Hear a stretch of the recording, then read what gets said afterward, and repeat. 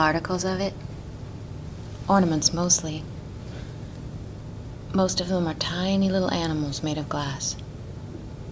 Mother calls them the Glass Menagerie. I'm Mark Nash. I'm the artistic director of Vermont Stage Company, and we're getting ready to put on our production of The Glass Menagerie by Tennessee Williams.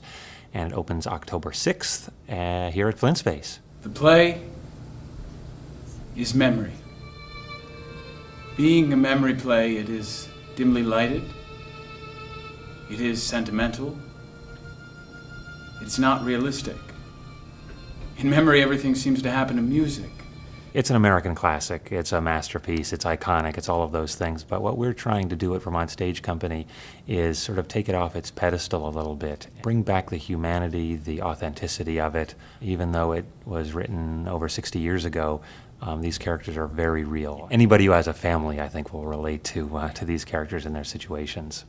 Every time I want to know anything, you start going on like that. Well, it's an autobiographical piece. Tennessee Williams wrote it about himself and his own family. I'm the narrator of the play, and also a character in it. It's about his struggle to escape his family and to discover his own creative voice. You know, it don't take much to get yourself into a nailed-up coffin, Laura.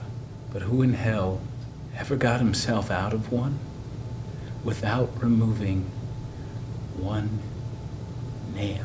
He's narrating a situation where his mother was always trying to find a gentleman caller for his sister, trying to find somebody to hitch her up with so that she could be married and have a life. Down at the warehouse, aren't there some nice young men? No. Oh, there must be some. Mother, Find one that's clean living, that doesn't drink, and ask him out for sister. The story that the play tells is two diverging conflicts. One is Tom finally gets sick of working at the warehouse. do you think I'm crazy about the warehouse? Do you think I'm in love with continental shoemakers? Do you think I want to spend 55 years of my life down there in that Celotex interior with fluorescent tubes, honest to God? And the other is that he finally brings home a gentleman caller. So this is Mr. O'Connor. Well, well, well. Introductions entirely unnecessary. I've heard so much about you from my boy. I finally said to him, Tom, goodness gracious, why don't you invite that paragon over to supper finally? And so he brings home this nice young man, and they have a lovely date.